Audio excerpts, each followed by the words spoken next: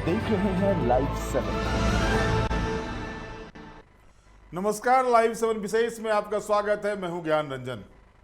दोस्तों, झारखंड सरकार ने आज अपना बजट पेश कर दिया है। वित्त मंत्री राधाकृष्ण किशोर ने विधानसभा में बजट पेश किया। वित्तीय वर्ष 2025-26 के लिए 1,45,400 करोड़ रुपए का बजट पेश किया गया है। इस बजट में अगर आप देखें तो पिछले वर्ष की तुलना में इस बार का बजट 13% ज्यादा है, यानी 1,28,000 करोड़ रुपए का पिछले वर्ष का बजट था, यानी 24-25 का बजट था, और इस बार 1,45,400 करोड़ रुपए का बजट पेश किया गया है। इसके अलावा बजट में जो सबसे ज्यादा राशि खर्च की जा रही है वो है सामाजिक सुरक्षा पर, यानी सामाजिक सुरक्षा के अंतर्गत ही मैया सम्मान योजना भी आती है और इसके लिए 13,000 करोड़ से ज्यादा की राशि का प्रावधान किया गया है, जो कुल बजट का लगभग 13% है। यानी साफ तौर पर आप देखें, हेमंत 2.0 के पहले बजट में चुनावी वादे की छाप साफ तौर पर दिखाई दे रही है।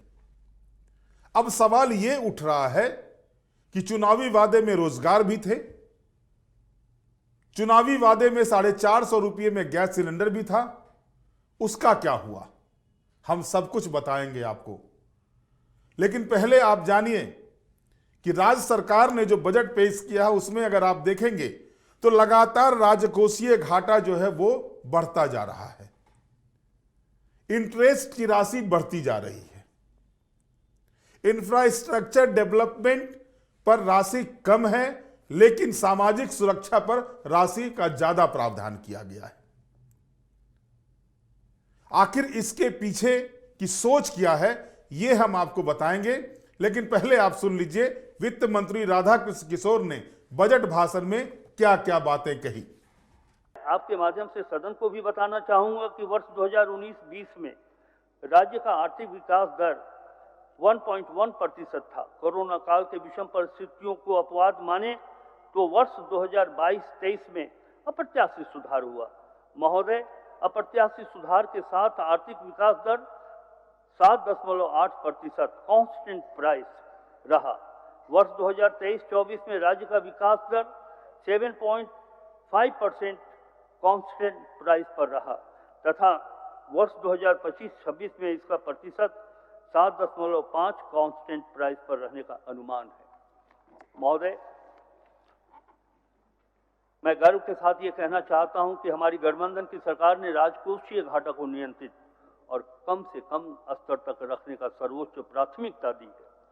हमने बेहतर वित्तीय प्रबंधन के द्वारा वर्ष 2022-23 में राजकोषीय घाटा को 1.1% रखने की सफलता हासिल की है। महोदय, इसके फलस्वरूप राज्य का डेट जीडीपी रेशियो में सुधार हुआ है तथा वित्तीय वर्ष 2021-22 में यह 30.2% था। वित्तीय वर्ष 2022-23 में तथा 23-24 में क्रमशः 28.4 तथा 27.7% रहा तथा वित्तीय वर्ष 2024-25 एवं 25-26 में क्रमशः 27.5% एवं 27.3% रहने का अनुमान है। महोदय, दूसरी महत्वपूर्ण बात यह है कि राज्य ने अपने स्व राजस्व आय में उत्तरोत्तर वृद्धि हासिल की है। वर्ष 2019-20 में राज्य के स्रोत से कुल राजस्व आय 25,521 करोड़ रुपए थी, जो वित्तीय वर्ष 23-24 में 41,429.88 करोड़ रुपए हो गई तथा वित्तीय वर्ष 2025-26 में हम ये उम्मीद करते हैं कि 61,056.12 करोड़ रुपए रहने का अनुमान है। महोदय, हमारे गठबंधन की सरकार के बजट की एक और महत्वपूर्ण विशिष्टता यह है कि विगत 5 वर्षों में स्थापना व्यय की तुलना में योजना व्यय में लगातार वृद्धि हो रही है। महोदय, मैं आपके माध्यम से सदन को ये बतलाना चाहूँगा कि मैंने पूर्व के अनुभवों को देखा है, चाहे वो बिहार हो या दूसरे राज्यों की भी समीक्षा हमने की है, तो मैंने वहां देखा है कि स्थापना और योजना मद लगभग समतुल्य हुआ करते थे। महोदय, झारखंड बना इस उद्देश्य से है कि हमारे राज्य में रहने वाले वो गरीब जिनके आंखों का आंसू पोंछना हमारा कर्तव्य है, हम लोगों ने, हमारी सरकार ने ये कोशिश की है कि हम स्कीम हेड में अधिक से अधिक पैसा खर्च करें तथा स्थापना मद में हम कम से कम राशि या जो आवश्यकता है उससे अधिक नहीं बढ़े। तभी मैं ये कहना चाहता हूँ कि स्थापना व्यय की तुलना में योजना व्यय में लगातार वृद्धि हो रही है। कुल व्यय में स्थापना एवं योजना व्यय का अनुपात देखा जाए तो वित्तीय वर्ष 2019-20 में 47.53 था, क्रमशः 33,145 करोड़ 37 लाख एवं 52,283 करोड़ 63 लाख, जो वित्तीय वर्ष 2025-26 में 37.63 क्रमशः 53,658 करोड़ 47 लाख एवं 91,741 करोड़ 53 लाख प्रस्तावित है। यह इस बात को इंगित करता है महोदय कि वर्तमान सरकार की स्थापना व्यय की तुलना में राज्य के विकास कार्यों को हमारी सरकार प्राथमिकता दे रही है। हेमंत सोरेन की सरकार ये चाहती है कि अंतिम पंक्ति में बैठे हुए लोग कैसे सामाजिक आर्थिक दृष्टिकोण से आगे बढ़ें। महोदय, राज्य में आधारभूत संरचनाओं का विकास तेजी से करना हमारी सरकार की प्राथमिकता रही है। ऐसे में पूंजीगत परिव्यय में उत्तरोत्तर वृद्धि करने पर हमने बल दिया है। वित्तीय वर्ष 2024-25 में पूंजीगत परिव्यय के पुनरीक्षित बजट पर 9.06% की वृद्धि के साथ 25,720.41 करोड़ रुपए पूंजीगत परिव्यय का आकलन किया गया है। महोदय, हमारी सरकार द्वारा राज्य के आर्थिक स्वास्थ्य को बेहतर करने और भविष्य की पीढ़ी को आर्थिक बोझ की विरासत से बचाने के लिए बेहतर ऋण प्रबंधन किया गया है। अध्यक्ष महोदय, राज्य की आधारभूत संरचना के विकास के लिए ऋण लेना राज्य सरकार की बाध्यता है और सरकारें ऋण लेती भी हैं। पूर्व में लिए गए ऋणों के भुगतान में भविष्य में संभावित किसी विपरीत आर्थिक स्थिति का सामना करने के लिए वित्तीय वर्ष 2020-21 में वर्तमान राज्य सरकार द्वारा सिंकिंग फंड में लगातार निवेश किया जा रहा है। इस उद्देश्य से अब तक लगभग 2,282 करोड़ रुपए का निवेश किया गया है, जिसका उपयोग केवल ऋण भुगतान के लिए ही किया जाएगा। इससे स्वस्थ आर्थिक हित के साथ साथ राज्य की साख भी बढ़ी है। महोदय, इस वर्ष इसमें 638 करोड़ 13 लाख रुपए का पुनः निवेश करने का प्रस्ताव। अध्यक्ष महोदय, राज्य की कर्मियों के सेवानिवृत्ति होने पर आर्थिक जोखिमों से दूर कर उन्हें एक सुरक्षित आर्थिक स्रोत सुनिश्चित कराने हेतु पुनः लागू पुरानी पेंशन योजना का वित्तीय भार कम करने के दृष्टिकोण से पेंशन कोष का गठन किया गया है। इसके लिए वर्ष 2023-24 में 700 करोड़ रुपए एवं 24-25 में 780 करोड़ रुपए निवेश किया गया तथा वित्तीय वर्ष 2025-26 में 832 करोड़ रुपए का निवेश हेतु बजट प्रस्तावित है। महोदय, मैं आपके माध्यम से सदन को यह बताना चाहूंगा कि हमारे पांव जमीन पर मजबूती से टिके और विकास के आसमान को छूने का हौसला भी हम रखते हैं। इसी विश्वास के साथ मैं सदन के समक्ष वित्तीय वर्ष 2025-26 के लिए 1,45,400 करोड़ रुपए का सकल बजट अनुमान प्रस्तुत कर रहा हूं, जो गत वर्ष से लगभग 13% अधिक है। मान्यवर, वित्तीय वर्ष 2025-26 में राजस्व व्यय के लिए 1,10,636 करोड़ 70 लाख रुपए प्रस्तावित है, जो गत वर्ष से 20.48% अधिक है। पूंजीगत व्यय अंतर्गत गत वर्ष के पुनरीक्षित बजट पर 7.81% वृद्धि के साथ 34,763 करोड़ 30 लाख रुपए का प्रस्ताव। बजट में प्रावधानित सकल राशि को यदि प्रक्षेत्र के दृष्टिकोण से देखा जाए तो सामान्य प्रक्षेत्र के लिए, कॉमन सेक्टर के लिए 37,884 करोड़ रुपए 36 लाख रुपए, सामाजिक प्रक्षेत्र के लिए, सोशल सेक्टर के लिए महोदय 62,840 करोड़ 45 लाख रुपए तथा इकोनॉमिकल सेक्टर के लिए महोदय 44,675 करोड़ 19 लाख रुपए का उपबंध किया गया है। महोदय, अध्यक्ष महोदय, बजट में प्रावधानित राशि के लिए निधि की व्यवस्था पर मैं सदन का ध्यान आकृष्ट कराना चाहूंगा। राज्य को अपने कर स्टेट ओन टैक्स के माध्यम से 35,200 करोड़ रुपए तथा गैर कर राजस्व से 25,856 करोड़ रुपए 12 लाख रुपए तथा केंद्रीय सहायता 17,057 करोड़ 10 लाख रुपए तथा केंद्रीय करों में जो राज्य की हिस्सेदारी के रूप में राशि मिलनी है अनुमानित है 47,040 करोड़ 22 लाख रुपए तथा पब्लिक लोन से लोक ऋण से 20,000 करोड़ रुपए एवं उधार तथा अग्रिम की वसूली 246.56 करोड़ रुपए होने का अनुमान है महोदय। ये एक अच्छा वित्तीय प्रबंधन का प्रमाण है महोदय। वर्ष 2025-26 में राजकोषीय घाटा 11,253 करोड़ 44 लाख रुपए होने का अनुमान है, जो कि अनुमानित जीएसडीपी का 2.02% है महोदय। वर्ष 2025-26 में राज्य का आर्थिक विकास दर 2011-12 के कांस्टेंट प्राइस तथा करेंट प्राइस पर क्रमशः 7.5% तथा 9.9% अनुमानित है महोदय। मौजूदा कीमतों पर झारखंड का जीएसडीपी वित्तीय वर्ष 2023-24 में लगभग 4.6 ट्रिलियन अर्थात 4,61,010 करोड़ रुपए रहा। सरकार का प्रयास होगा कि वित्तीय वर्ष 2029-30 तक इसे 10 ट्रिलियन रुपए को बनाया जाए महोदय। ये श्री हेमंत सोरेन की सरकार के वित्तीय प्रबंधन का ही परिणाम होगा कि हम उसे 4 लाख से बढ़ाकर 10 लाख करोड़ रुपए बनाने वाले हैं महोदय। इस वर्ष 2023-24 और 2029-30 के बीच प्रति वर्ष 14.2% की औसत वृद्धि सुनिश्चित करके झारखंड को 2030 तक 10 ट्रिलियन रुपए की अर्थव्यवस्था बनाने का लक्ष्य हासिल किया जा सकता है, जिस पर हमारी सरकार आगे चल रही है।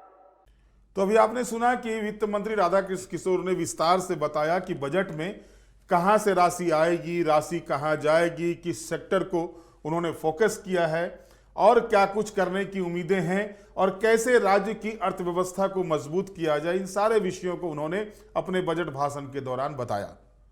बहरहाल अब आपको हम सुनवाते हैं कि मुख्यमंत्री हेमंत सोरेन ने क्या कुछ कहा इस बजट को लेकर के। देखिए, सरकार ने अपनी बजट रखी और आपने देखा कितना संतुलित बजट है, बिना किसी बोझ किसी के ऊपर दिए। इसके बावजूद सरकार अपने कामों को बेहतर तरीके से अंजाम दे पाए। कैपिटल एक्सपेंडिचर भी हमारा काफ़ी बढ़ा है, 9% के लगभग। सोशल सेक्टर में आप देख रहे हैं कि 62,000 करोड़ रुपये सरकार खर्च कर रही है। ये बहुत बड़ी और सबको जोड़ने वाला बजट है और जो छूटेंगे उनको भी कैसे जोड़ा जाएगा उसके लिए भी आने वाले समय में काम करेंगे।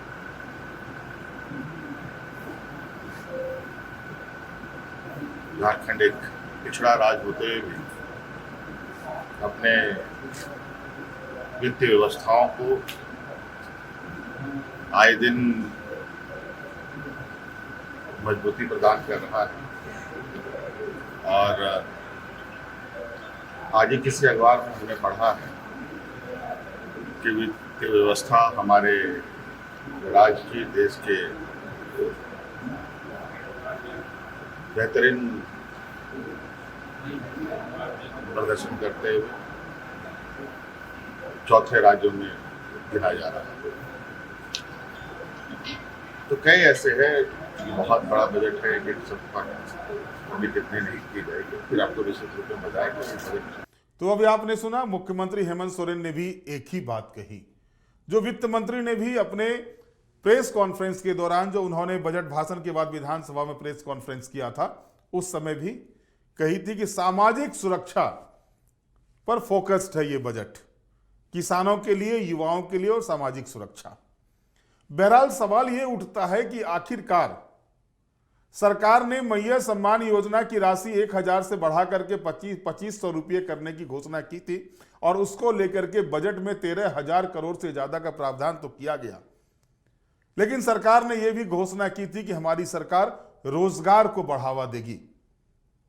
लेकिन सीधे तौर पर आप अगर देखेंगे तो बजट भाषण में रोजगार के मामले में कहीं ना कहीं शून्यता दिखाई देती है, कहीं ना कहीं कमजोरी दिखाई देती है।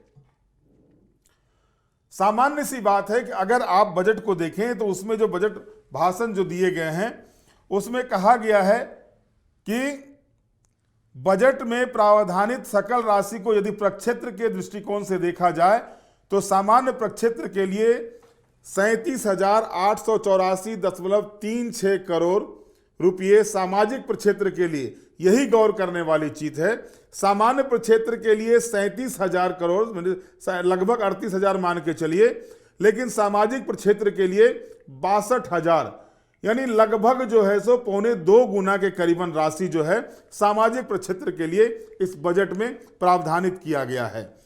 और वहीं अगर आप आर्थिक प्रक्षेत्र को देखते हैं तो वो 44,675 करोड़ रुपए उपबंधित किए गए हैं। अब दूसरी ओर अगर आप देखते हैं बजट एट ए ग्लांस में अगर आप देखें तो उसमें आप पाएंगे कि जो राजस्व घाटा है सरकार के, अगर राजस्व घाटे को आप देखेंगे, रेवेन्यू डेफिसिट को देखेंगे तो 2023-24 में एक्चुअल रेवेन्यू डेफिसिट 11,252.07 करोड़ रुपए का था। वही बढ़ करके अगर आप देखें कि अभी जो है वो बढ़ करके 14,516 करोड़ यानी 2.44% से बढ़ करके 2.44% से बढ़ करके 2.61% होता है। ये कहीं ना कहीं सवाल खड़े करते हैं। तो इसके मामले में भी सवाल किए गए थे, वित्त मंत्री से सवाल किए गए थे और वित्त मंत्री ने जो जवाब दिया था कि वित्तीय वर्ष 2025-26 में राजकोषीय घाटा को जीएसडीपी का 3.0% तक सीमित रखने के लक्ष्य के विरुद्ध इसके 2.02% का अनुमान है। एफआरबीएम अधिनियम के प्रायोजन के लिए सीएसओ द्वारा जारी किए गए जीएसडीपी अनुमान का उपयोग किया जाता है और इससे राजकोषीय घाटे के अनुमान में परिवर्तन हो सकता है। लेकिन सीधे तौर पर यह कहा जाता है कि 3% से अगर नीचे घाटा होता है तो उस बजट को आप कह सकते हैं कि वो अच्छा बजट है। बहरहाल ये लगातार देखा जा रहा है, कई वर्षों से देखा जा रहा है कि झारखंड में बजट आते हैं, देश में बजट आते हैं, लेकिन वो वित्तीय घाटा जो राजस्व घाटा जो है वो 3% से नीचे तक, जीएसडीपी से 3% से नीचे रख करके ये कहा जाता है कि बजट अच्छा है। सवाल ये उठता है कि वो प्रदेश झारखंड जो पहले 3 बजट जो अपने दिए थे वो मुनाफे का बजट दिया था और उसके बाद ये घाटा लगातार बढ़ता जा रहा है और आलम यह है कि आज ये घाटा बढ़ करके 14,000 करोड़ से ज्यादा का हो चुका है।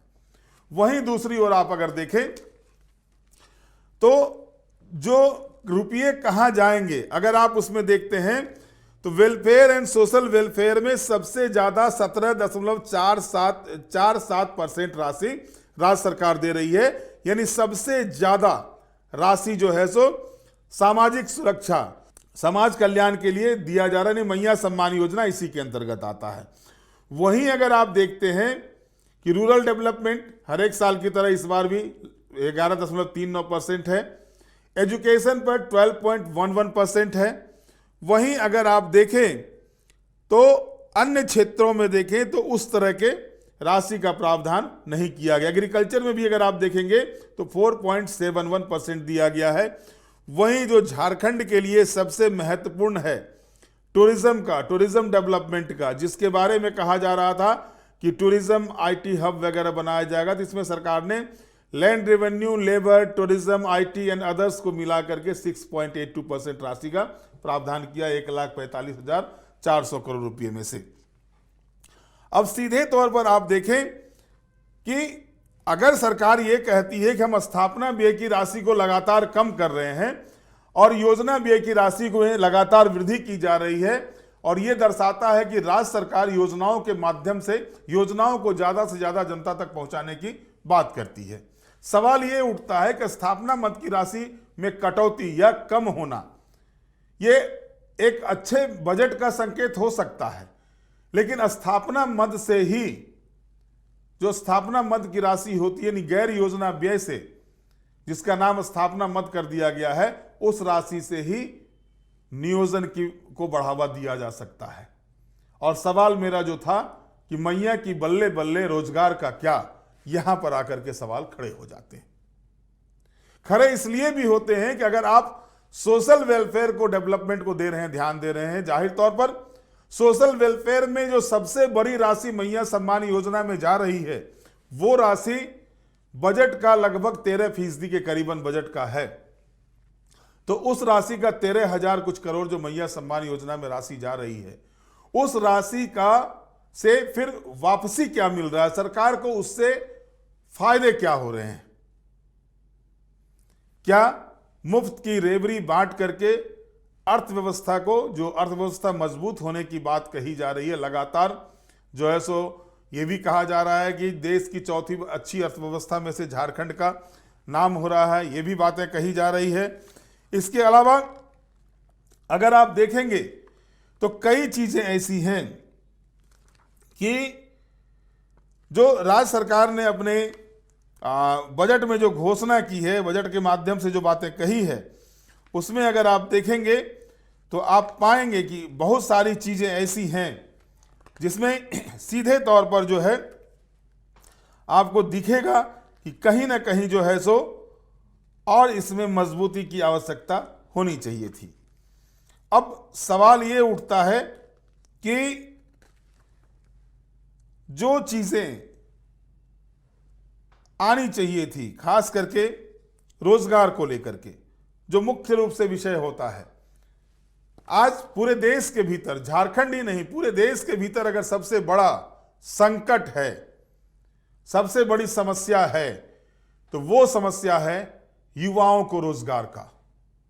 भारत युवा देश है, यहां की 60% आबादी युवा है, 60% से ज्यादा आबादी युवा है।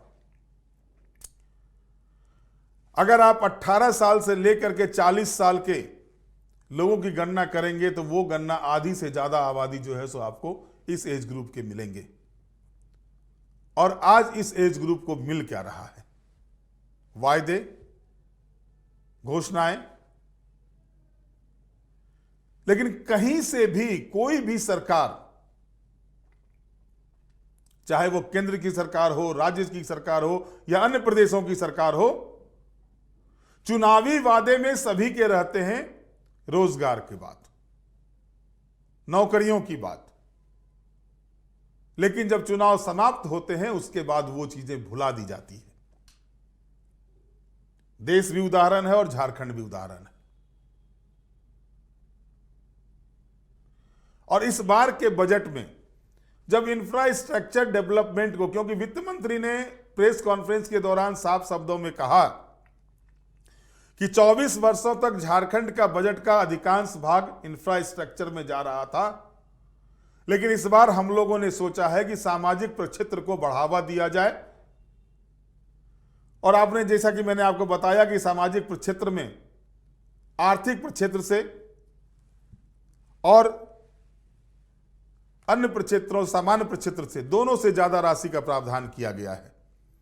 जाहिर तौर पर जो वित्त मंत्री जी कह रहे हैं वो बातें सही है, लेकिन इंफ्रास्ट्रक्चर डेवलपमेंट के मामले में होता है सीधे तौर पर अगर आप देखेंगे तो नियमित रोजगार तो नहीं मिलते लेकिन काम मिलते हैं, नियमित नौकरियां तो नहीं मिलती लेकिन रोजगार मिलते हैं। रोजगार इन द सेंस कि जो मजदूर होते हैं काम करने वाले, उनको राजमिस्त्री, इस तरह के कई चीजें होते हैं काम करने वाले, ठेकेदार के अंदर काम करने वाले लोग। सड़कें बनेंगी तो लोगों को काम मिलेगा, भवन बनेंगी लोगों को काम मिलेगा, सिंचाई सुविधाएं बढ़ेगी तो लोगों को काम मिलेगा। तो जाहिर तौर पर जब आप इंफ्रास्ट्रक्चर डेवलपमेंट में फोकस नहीं करेंगे और सामान्य प्रक्षेत्र को बढ़ावा देंगे तो सामान्य प्रक्षेत्र में जो राशि है वो सीधे तौर पर तात्कालिक लाभ लाभुकों को दिखाई देगा, चाहे जैसे मैया सम्मान योजना है। लेकिन एक जो भविष्य निर्माता बनेगा, जो भविष्य के लिए जो चीजें होनी चाहिए, उसमें कहीं ना कहीं कमी दिखाई देगी। उम्मीद करते हैं कि राज्य के वित्त मंत्री सुलझे हुए राजनीतिज्ञ हैं, ये कहने से मुझे कोई गुरेज नहीं है। 45 वर्षों से ज्यादा का संसदीय अनुभव है, पूर्व में भी मंत्री रह चुके हैं और झारखंड में अगर 1 से 5 संसदीय जानकारों की गिनती होगी तो उसमें से राधाकृष्ण किशोर भी हैं। इससे इतराज नहीं किया जा सकता, इसको इनकार नहीं किया जा सकता। वित्तीय प्रबंधन के मामले में, वित्तीय मामले के मामले में भी इनको जानकार माना जाता है, क्योंकि मैंने इनकी स्पीच को सुना है। जब ये भाजपा के मुख्य सचेतक हुआ करते थे उस समय भी सुना, जदयू में थे उस समय भी सुना।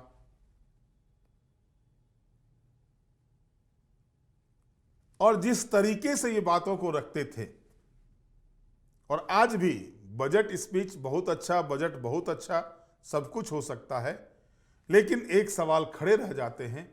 और इस सवाल का जवाब मैंने कोशिश की थी कि वित्त मंत्री को बात भी हुई थी फोन कॉल पर, लेकिन आउट ऑफ रेंज आ रहा है, बात नहीं हो पाई। लेकिन किसी दिन मैं इस विषय पर जोरूंगा और जनता के समक्ष उनकी बातों को ले जाऊंगा कि आखिर रोजगार के मामले में उनका क्या दृष्टिकोण है, और वो स्पष्ट रूप से वो एपिसोड पूरी तरह से रोजगार पर केंद्रित होगा। बहरहाल आज के विशेष में इतना ही। आप हमारे साथ जुड़े रहें, हमें लाइक करें, सब्सक्राइब करें। बहुत बहुत धन्यवाद। नमस्कार।